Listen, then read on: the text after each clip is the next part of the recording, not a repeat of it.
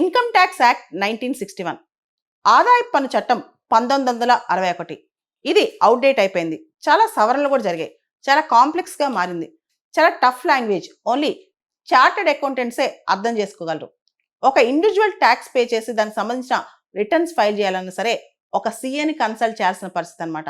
ఇప్పుడు కొత్తగా వాటన్నిటికీ చెక్ చెప్తూ కొత్త చట్టం రాబోతుంది.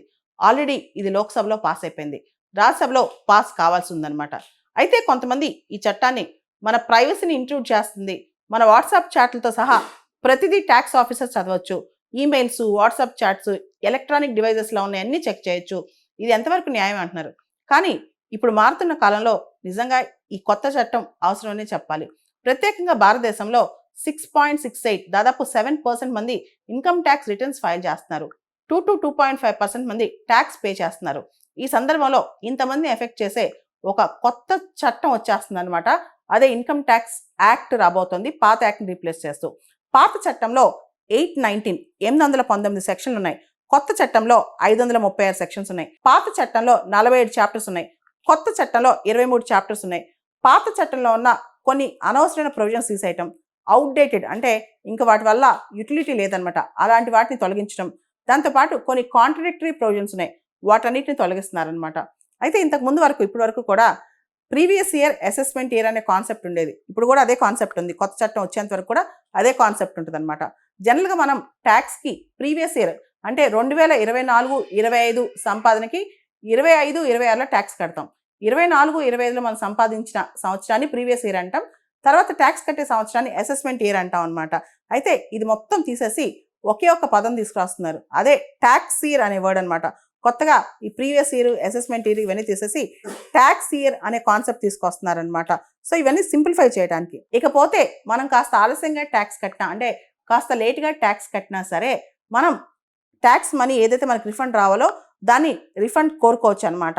జనరల్గా ఏంటంటే ట్యాక్స్ అసెస్మెంట్ ఇయర్లో ట్యాక్స్ కట్టే టైం ఒకటి ఇస్తారు వాళ్ళు. ఒక్కొక్కసారి లేట్గా ట్యాక్స్ కట్టడానికి ఒక 10 రోజుల ఎక్స్టెన్షన్ కూడా ఇస్తారు. మనం కనుక లేట్గా ట్యాక్స్ కడితే మనకి రిఫండ్ కావాల్సిన అమౌంట్ కూడా చాలా డిలే అవుద్ది. అలా కాకుండా ఈసారి మాత్రం మనం లేట్గా ట్యాక్స్ కట్టినా సరే ప్రాపర్ టైంకి మనకు రిఫండ్ వచ్చేటట్టు చూస్తున్నారనమాట.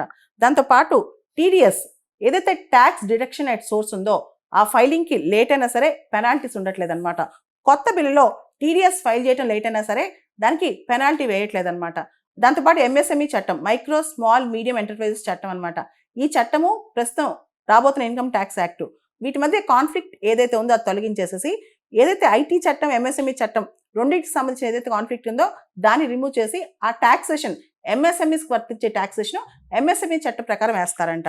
తర్వాత సెంట్రల్ గవర్నమెంట్ ఆల్రెడీ మనకు తెలుసు ఐటీ ప్రొవిజన్స్లో, ఐటీ యాక్ట్లో చాలా మార్పులు వచ్చాయి. ఫేస్లెస్ ట్రాన్సాక్షన్స్, ఫేస్లెస్ అసెస్మెంట్ అని అంటే ఎవరైతే ట్యాక్స్ పే చేస్తున్నారో మరియు ట్యాక్స్ ఆఫీసర్కి మధ్య ఇప్పుడు అసలు సంబంధమే లేదు. ఇప్పుడు దాన్ని ఇంకా సింక్రనైజ్ చేస్తూ పూర్తి స్థాయిలో కేంద్ర ప్రభుత్వం కొత్త పథకాలు తీసుకురాబోతుందంట ఫేస్లెస్ ట్రాన్సాక్షన్ మరియు ఫేస్లెస్ అసెస్మెంట్కి. దాంతోపాటు ఇన్ పర్సన్ హీరింగ్ కూడా అవసరం లేదనమాట.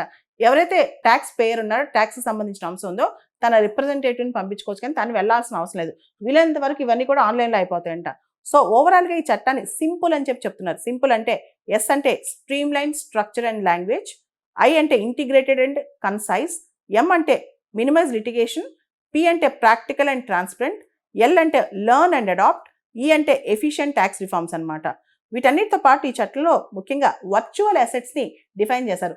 పాత చట్టం ఉన్న టైంలో ఇన్కమ్ ట్యాక్స్ యాక్ట్ 1961 టైంలో ఈ వర్చువల్ అసెట్స్ లేవు. ఇప్పుడు వర్చువల్ అసెట్స్ కూడా డిఫైన్ చేశారనమాట. క్రిప్టో కరెన్సీస్ కావచ్చు, నాన్ ఫంజిబుల్ టోకెన్స్ కావచ్చు, ఇతరత్ర ఏదైనా ఎలక్ట్రానిక్ ఫార్మ్ ఆఫ్ వాల్యూస్ ఏదున్నా సరే వాటిని కూడా ఐటీ ఆఫీసర్స్ కన్సిడరేషన్లోకి తీసుకోవచ్చు అనమాట. దాంతోపాటు ఐటీ ఆఫీసర్స్ ఈసారి కొత్తగా ఏదైతే మన వాట్సాప్ ఉందో లేదా మన ఎలక్ట్రానిక్ డివైజెస్ ఈమెయిల్స్ ఉన్నాయో అవన్నీ కూడా చెక్ చేసే హక్కు కొత్త చట్టం ఇస్తుంది. దీన్నే చాలా మంది అభ్యంతరం తెలుపుతున్నారనమాట. అంటే కేవలం మా ఇన్కమ్ ట్యాక్స్ లెక్కల కోసం, మా టాక్సేషన్ స్ట్రక్చర్స్ కోసం మా ప్రైవసీ మీదకి వస్తారా? రైట్ టు ప్రైవసీ మన ఫండమెంటల్ రైట్ కదా అని చెప్పి. అండ్ ఇంకొక అతి ముఖ్యమైన ప్రొవిజన్ ఏంటంటే ఈ పన్ను విధానాలు ట్యాక్స్ పర్పసెస్ కోసం పాత పెన్షన్ స్కీమ్, కొత్త పెన్షన్ స్కీమ్ని ఒకటేలా కన్సిడర్ చేస్తారు. యూపీఎస్ని, ఎన్పిఎస్ని ఒకటేలా కన్సిడర్ చేస్తారనమాట. దాంతోపాటు ఎన్జిఓస్, చారిటబుల్ ట్రస్ట్లకి ఏదైతే గుప్తంగా ఎనానిమస్గా వచ్చే డొనేషన్స్ ఉంటాయో మొత్తం టోటల్ డొనేషన్స్లో 5% మించకూడదనమాట. మనీ లాండరింగ్ తగ్గించే విధంగా, ముఖ్యంగా మనీ సంబంధించిన ట్రాన్సాక్షన్స్ హవాలా తగ్గించే విధంగా దీన్ని తీసుకొస్తున్నారనమాట.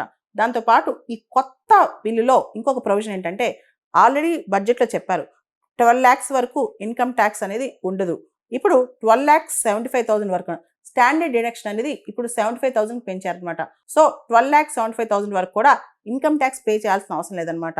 సో ఈ బిల్లు వల్ల దేశానికి ఈజ్ ఆఫ్ డూయింగ్ బిజినెస్ పెరిగి ఫారిన్ డైరెక్ట్ ఇన్వెస్ట్మెంట్ కూడా వచ్చే అవకాశం ఉంది. అంతేకాదు ఇన్కమ్ ట్యాక్స్ అనేది మనకు తెలుసు ట్యాక్స్ టెర్రరిజం అంటున్నాం, దాన్ని తగ్గించి ట్యాక్స్ కంప్లైన్స్ పెంచే దిశగా ఈ బిల్లు వెళ్తుంది.